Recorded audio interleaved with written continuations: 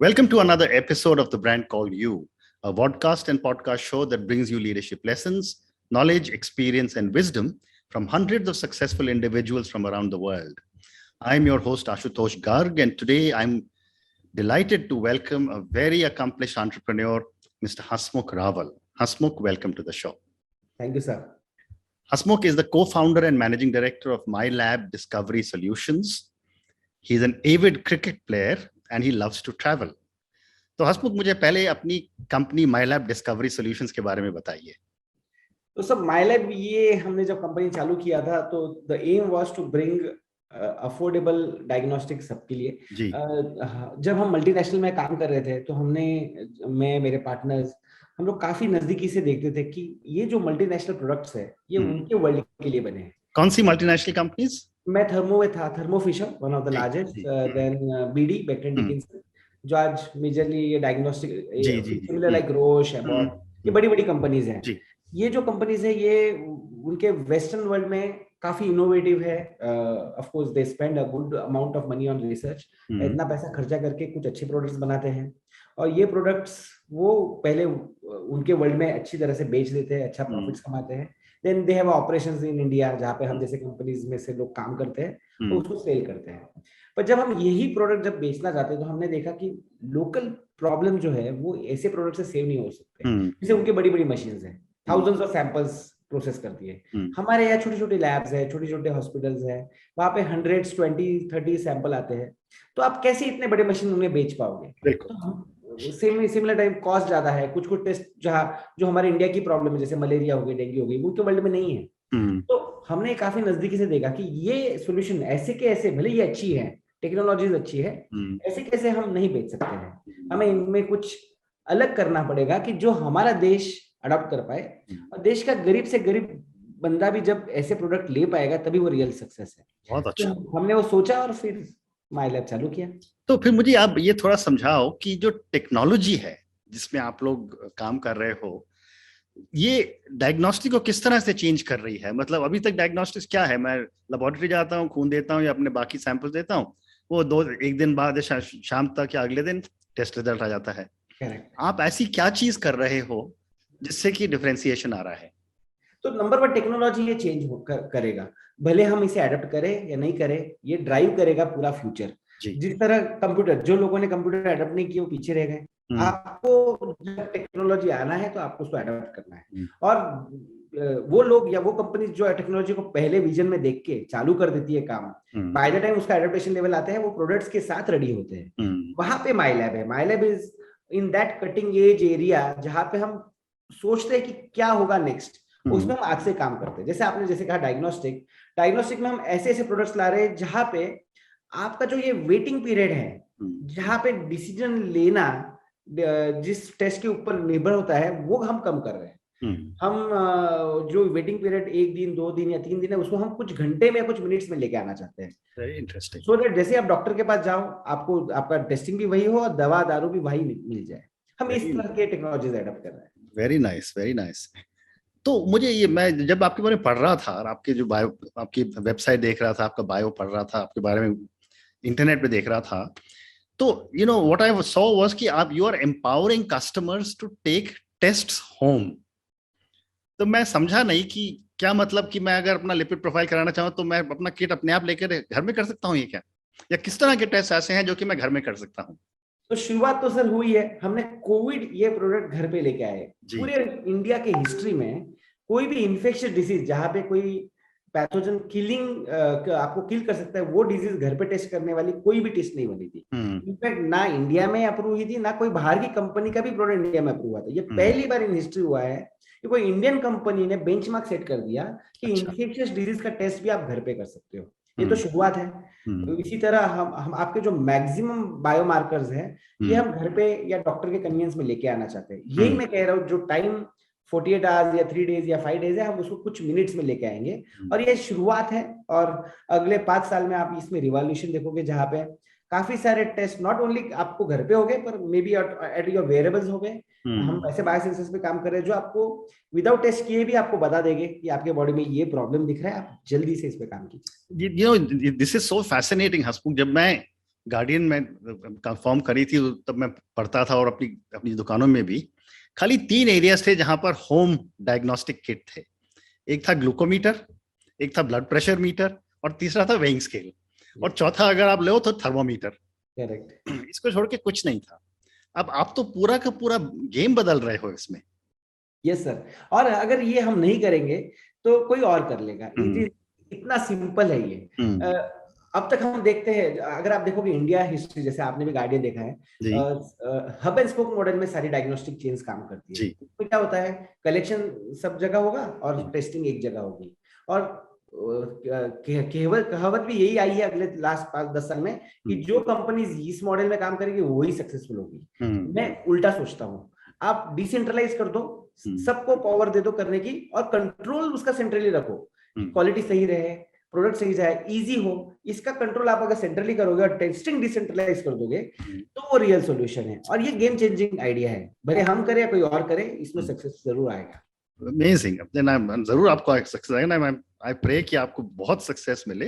पर मुझे एक चीज और समझाओ कि जब हमको कोई भी यूरिन के टेस्ट के मिलती है या ब्लड टेस्ट रिपोर्ट मिलती है, 99% जो नंबर लिखे होते हैं वो तो समझ में नहीं आते किसी को भी, और हम लोग खाली ये देखते हैं कि कौन सा बोर्ड में लिखा हुआ है, इसका मतलब ये थोड़ा रेंज से बाहर है, तो इसमें कुछ वरी करने की बात है। तो as a user of your diagnostic kit, आप मुझे क्या समझाओगे जिससे कि मैं इंटरप्रिटेशन ठीक कर सकूं?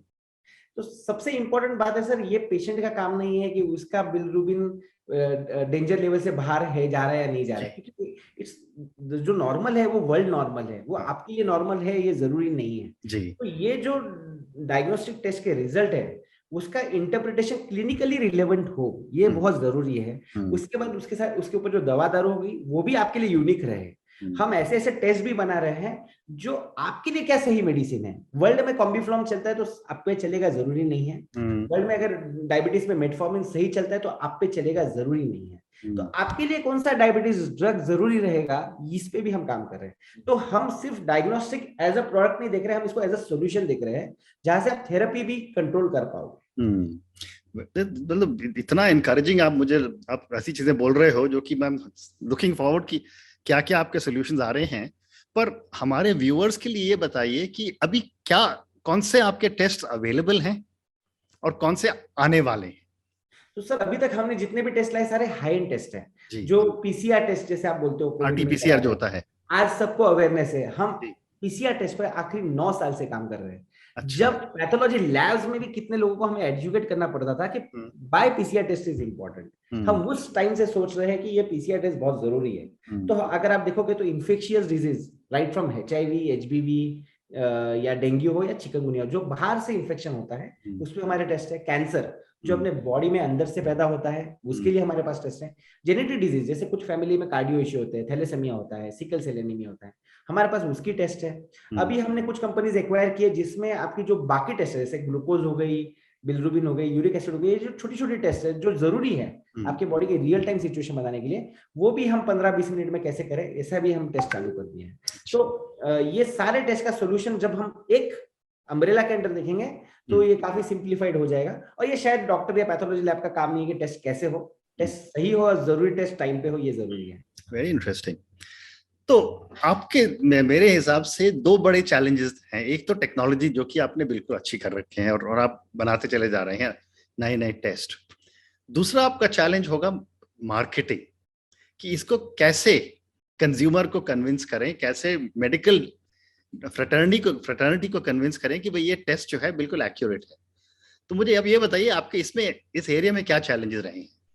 तो सर माइलैब ये जो कंपनी है, मैं अगर इसका बेस बताऊं तो हम लोग सब सेल्स में से हैं। भले हम टेक्नोलॉजी समझे हैं, we are a sales guy, और हम कस्टमर सेंट्रिक कंपनी है पूरी तरह जी। हम जब तक प्रोडक्ट, बहुत सारी कंपनीज में आप देखोगे R&D में कुछ प्रोडक्ट बनता है, सब बोलते हैं साइंटिस्ट बहुत अच्छा प्रोडक्ट है और ये बेचा जाएगा, और हम मार्केट में जाते हैं। हमारे यहाँ कोई भी प्रोडक्ट बनने से पहले हम पहले कस्टमर के पास जाते हैं, उनके पेन पॉइंट समझते हैं, हम विश लिस्ट प्रोडक्ट बनाते हैं कि मुझे ऐसा एक प्रोडक्ट बना के दे दो तो मैं बेच दूंगा, और फिर हम वैसे प्रोडक्ट हम R&D के पास लेके जाते हैं कि आप ऐसे प्रोडक्ट हमें बना के दीजिए। तो हमें डेफिनेटली प्रिलिमिनरी कॉन्फिडेंस होता है कि ऐसा प्रोडक्ट बना तो जरूर चलेगा। दूसरी बात, ऑफ कोर्स इसमें काफी अवेयरनेस लगेगा, इसमें काफी हमें काम मेहनत करना पड़ेगा, पर अगर हम इसमें बिलीव करते हैं कि ऐसे सोल्यूशन सही है तो चल जाएंगे। हमको सिर्फ उसको पैशनेटली ड्राइव करना चाहिए।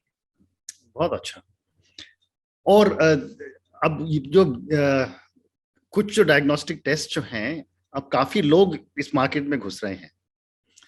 आप लोग तो आप कह रहे हैं कि 9 साल से आप यही कर रहे हैं और इसमें स्टडी और आपका रिसर्च भी बहुत हुआ होगा, बट आप अपने आप को कैसे डिफरेंशिएट कर रहे हैं?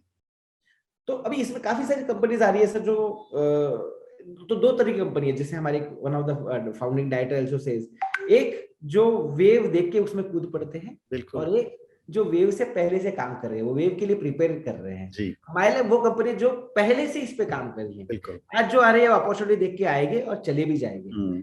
जिनके फंडामेंटल स्ट्रांग है वो कंपनी ऑलवेज सक्सेसफुल रहेगी। अगर आप माइलैब देखोगे पूरे वर्ल्ड में, मैं अगर बोल सकता हूँ, गिन चुन के 2 या 3 कंपनी होगी जो किट्स, बफर्स, रिएजेंट्स, किट्स के लिए जो आईबीडी किट्स के लगते हैं, रोबोटिक्स, लिक्विड हैंडलिंग जो रोबोटिक ऑटोमेशन के लिए लगता है, sensors, optical sensors, bio sensors, ये सारा आर&डी करती है। माइलैब उन 2 या 3 कंपनी में से एक है। भले ये लंबा टाइम लेने वाला काम है, पर ये सही रास्ता है जिसमें सबको कॉपी करना मुश्किल हो जाएगा। एज दिस से आप लंबी रेस के घोड़े हो। यस सर, जरूर। बहुत अच्छा, बहुत अच्छा। तो मुझे एक चीज और समझाइए कि जैसे आपने अभी आपने बहुत सारी बीमारियों की बात करी है, कैंसर की करी है, ब्लड टेस्ट की बात हुई है, आई एम श्योर डायबिटीज के भी सारे सॉल्यूशंस होंगे। तो जब आप लोग इसको लॉन्च करते हैं, पहले रिसर्च करके लॉन्च करते हैं, तो आपका कुछ सीक्वेंस है कि इस बेसिस पर हम ये एलिमेंट के लिए हम ये लॉन्च करेंगे, कि जो जैसे जो तैयार होते जाता है वैसे ही लॉन्च करते जाते हैं? नहीं सर, हमारा प्रायोरिटी लिस्ट होता है। There is always a priority list, कौन से प्रोडक्ट हमारा आज का इमीडिएट फोकस है, और हम उसी प्रायोरिटी वाइज प्रोडक्ट्स आउट करते हैं। हमारे सेल्स या मैनेजमेंट टीम से ऑलवेज ये प्रायोरिटी लिस्ट अपडेट होती रहती है, जो हम आर&डी टीम को और क्यूसी प्रोडक्शन टीम को फॉरवर्ड करते हैं, और फिर उसमें अलग अलग प्रोडक्ट डेवलप करते हैं। इसमें होता है कुछ प्रोडक्ट जल्दी बन जाते हैं, कुछ प्रोडक्ट को टाइम लगता है, बट प्रायोरिटी लिस्ट कभी चेंज नहीं होती है। एक बार वो बन गई, उसको बनाना है और उसको उसी विश लिस्ट फॉर्मेट में बनाना है, ये हमारा ऑलवेज एम है। अमेजिंग। तो मतलब हमारे व्यूअर्स और लिसनर्स के लिए मेरी अंडरस्टैंडिंग जो अभी तक आपसे डिस्कशन हुआ है कि हमारे पास अब कुछ ही समय में हर फार्मेसी में या हर डिस्ट्रीब्यूशन आपके पॉइंट पर अवेलेबल होंगे माइलैब के टेस्ट्स। और आप ब्रांड नेम क्या यूज करते हैं माइलैब? हाँ, हम इसे पावर्ड बाय माइलैब कहते हैं। Powered by Mylab. तो इसमें कॉन्फिडेंस है जो माइलैब के प्रोडक्ट्स का है, भले वो फिर फार्मेसी रन करे, भले वो कोई हॉस्पिटल या क्लिनिक रन करे, पर प्रोडक्ट ऑलवेज क्वालिटी रहेगा। इसका जो पावर्ड बाय माइलैब सॉल्यूशन है वो ऑलवेज सही रहेगा, ये उसका। तो जिस तरह से लोग प्रेगनेंसी टेस्ट घर में कर करके बता सकते हैं, उसी तरह से आप कह रहे हैं कि इस तरह की किट्स अवेलेबल होंगी, और मैं जो भी टेस्ट करना चाहूँ अपने घर में करके, और फिर जो रीडिंग है वो डॉक्टर के पास जाके इंटरप्रेट कर सकता हूँ। यस, काफी बार आपने देखा होगा, आप सैंपल देते हो, 2 या 3 दिन आप रुकते हो, भले डॉक्टर के पास भी जाओ, वो बोले आपको डॉक्टर सैंपल दो और 2 दिन बाद आइए, आपका 4 दिन चला गया क्रिशियल। आप सोचिए, अगर आप डॉक्टर के पास गए हो, डॉक्टर बोलता है 15 मिनट में ये रिपोर्ट लेके आ जाओ, आप उधर ही खड़े हो, उधर ही कर रहे हो और दे हो। सोचो क्या पावर है इस तरह के सॉल्यूशंस की। बिल्कुल। और नॉट ओनली दैट, जब मैं डॉक्टर के पास जाता हूँ, वो कहता हूँ कि भाई मुझे लिपिड प्रोफाइल करना है, तो उसके साथ हमारे डॉक्टर जो हैं वो 20 और टेस्ट लिख देते हैं। तो जब तक सारी रिपोर्टें आती हैं, तब एक तो पैसा बहुत खर्च होता है और दूसरा टाइम बहुत निकल जाता है। और सर आप तभी जाते हो जब आप बहुत पेन में हो, आप तब नहीं जाते हो जब आप सही है। तो पेन में और आपका टाइम बढ़ गया है। आप सोचो ये जो टाइम है बहुत अच्छा। गांव में सोचिए, गरीब लोग कितने बार शहर में ट्रैवल करके टेस्ट कराए, क्यों कराए? तो ये जो हम प्रॉब्लम समझ रहे हैं, ये डिसेंट्रलाइजिंग मॉडल से ही सॉल्व होगा। ये हम ब्लड कलेक्ट करके करना तो ट्रेडिशनल अप्रोच से नहीं हो सकता है। Very interesting. तो एक और आपके लिए क्वेश्चन है माइलैब के बारे में, फिर मैं दूसरे सेगमेंट पे आता हूं कि एज अ स्टार्टअप एंटरप्रेन्योर, आपके और आपके को-फाउंडर्स, मुझे ये बताइए कि आपके जब से आपने कंपनी शुरू करी और आज तक आपके क्या चैलेंजेस रहे हैं और आपकी क्या लर्निंग्स हुई हैं? तो सबसे बड़ा चैलेंज इस होता है फाइनेंस। बायोलॉजी में क्या होता है, जैसे मैंने फोन लिया हाथ में, मैंने देख लिया, ओपन किया, कॉपी करना मुझे मुश्किल नहीं है, स्क्रीन ले लूंगा, चिप्स मंगा लूंगा, सिम कार्ड ले लूंगा, मैं बना सकता हूँ, मैं कॉन्फिडेंट हूँ कि ये पार्ट अगर मैं लाऊं तो असेंबल कर लूं। बायोलॉजी में ये पॉसिबल नहीं है। बायोलॉजी में आज आप एक काम करो, 2 दिन बाद वही रिप्रोड्यूसिव भी नहीं कर पाते हो आप। तो हमने तो सोचा था हम 1 साल में प्रोडक्ट लेके आ जाएंगे, 2 साल में बहुत सारा टर्नओवर कर लेंगे, इतना अच्छा आइडिया है, $1 मिलियन $1 बिलियन कंपनी बन जाएगी। हमने चालू किया था उस दिन, हमने जब मैं बताता हूँ, हमने जब R&D लैब चालू किया था पहला, 1.5 करोड़ का इन्वेस्टमेंट किया, इतना बड़ा ओपनिंग किया, उस दिन हमारे अकाउंट में 2,000 रुपए ही था, पर हम बिलीव करते थे कि ये सही है, हमने करना चाहिए, पर हमें लगा 1 साल में हो जाएगा, और वो होते होते 6-7 साल चले गए, हमारा फर्स्ट लाइसेंस आते आते। तो ये जो पीरियड में इंडिया में प्रॉब्लम ये होता है, जब फाइनेंस करना है तो लोगों को चाहिए शॉर्ट टर्म बेनिफिट, हमारा ट्रेडिंग मेंटेलिटी है। कितने फाइनेंसर के पास हम गए, अरे हम लगाएंगे तो पैसे का रिटर्न कितने जल्दी आएगा। प्रॉब्लम यहाँ पे होता है, और प्रॉब्लम गलत भी नहीं है, हमारे रिसोर्सेज की कमी है, तो हमें सबको चाहिए जल्दी रिटर्न, और बायोलॉजी में लॉन्ग टर्म इन्वेस्टमेंट ये बहुत जरूरी होता है। तो हमें खुद ही पैसा रेज करना, खुद ही अरेंज करना, लोगों को सैलरी देना, और सबको कॉन्फिडेंस रखना कि हम गलत नहीं कर रहे हैं, ये सबसे बड़ा चैलेंज था। बट आई थिंक ये टीम का बड़प्पन है कि इन्होंने, सब ने हम टिके रहे, और आज जो सक्सेस है वो उस टाइम में हमने जब सेल किया, वो उस वजह से आज हम यहाँ नहीं, और आपने कुछ अच्छी काम कर रहे ही होंगे, क्योंकि आप बहुत सीनियर लोग आपके साथ जुड़ गए हैं। जरूर सर, मैं बताता हूँ, हमारे आज टैलेंट तो चाहिए, अच्छे लोग चाहिए, जो उनको अच्छा सैलरीज भी चाहिए जी। ऐसे लोग आए जो 1/3 1/4 सैलरी पे ज्वाइन किए, क्योंकि उन्होंने बिलीव किया कि ये जो कर रहे हो हसमुख, आप जो बोल रहे हो वो आप लॉजिक है, अगर हम ऐसा कर पाए, और हम शायद मिलके कर पाएंगे। तो उन लोगों ने भी जब इतने कम सैलरी पे ज्वाइन किया, तो उन्होंने पैसा नहीं देखा, पैसा सबका आउटकम अच्छा पैसे ही होता है, पर वो इसका रिजल्ट है, it's not the reason to join.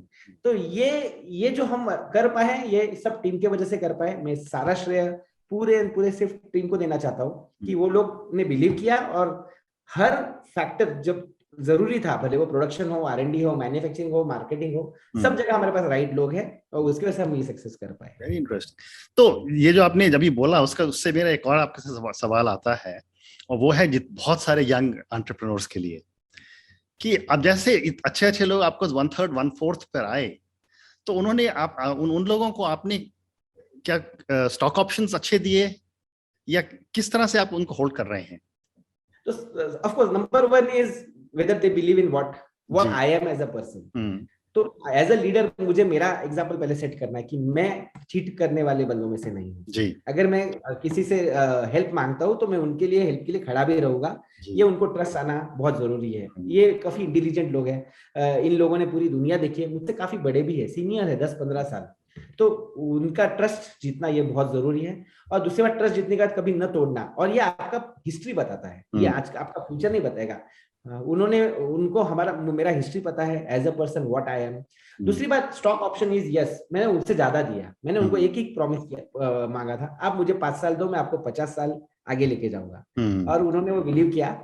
जिस दिन माइलैब को सक्सेस हुआ, हमने अर्न करना चालू किया, मैंने पहला प्रॉमिस मेरा पूरा किया, सबको पहले सेफ्टी और फाइनेंशियल ला के दी। ये मेरा पहला एम था जो मैंने पूरा कर दिया। मुझे पता है इसके आगे वो 50 या 500 साल भी मेरे साथ रहेंगे। बहुत अच्छा, और ये बहुत अच्छा आपने एग्जाम्पल दिया है। तो फिर इससे मेरा अगला सवाल आता है कि as a founder and as managing director, आप अपने लीडरशिप स्टाइल को किस तरह से डिफाइन करेंगे?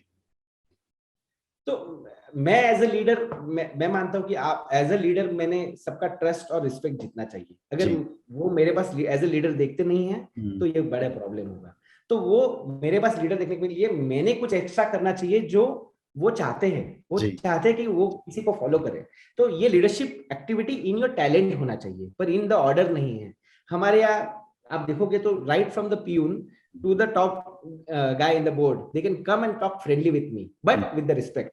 तो उतना फ्रीडम भी देना है, कंफर्ट भी देना है कि वो एज ए एंटरप्रेन्योर खुद को बिलीव करे, वो माने कि उनका ये ओनरशिप है। तो ट्रस्ट करना ये मैं पहला करता हूँ। First I start trusting them, I give them empowerment कि आप डिसीजन ले लो, अगर आप सही करोगे, कंपनी का सही सोचोगे तो आप ले लोगे। तो जब मैं ये देता हूँ तो मैं देखता हूँ कि उनका एप्टीट्यूड, एटीट्यूड सब चेंज होता है, जो विजन कंपनी का है उसके साथ अलाइन हो जाते हैं। तो मुझे पता है, अभी मैं अगर आपको एक छोटा सा एग्जांपल दूं, हमारी फैक्ट्री लीड करती है मिताली करके, जो प्रोडक्शन हेड है, she is a lady and she just came from a QA background. पूरे कोविड के पैंडेमिक हमने लगभग 50 करोड़ टेस्ट दिए लोगों को, 50 करोड़ टेस्टिंग जनता को दिए। मैंने एक भी बार विजिट नहीं किया फैक्ट्री। इतना उनके पास ओनरशिप है, जो वो फैसिलिटी रन कर रही है, प्रोड्यूस कर रही है और देती है। वो मुझे क्लियर बोलती है, आप चिंता मत कीजिए, मैं खड़ी हूँ। सेम हमारा R&D है, सेम हमारा क्वालिटी मैनेजमेंट है, सेम हमारा हर डिपार्टमेंट है। तो trusting and giving the empowerment is very important. आप पोजीशन तो दे दो और एम्पावर नहीं करो तो बड़ी प्रॉब्लम है।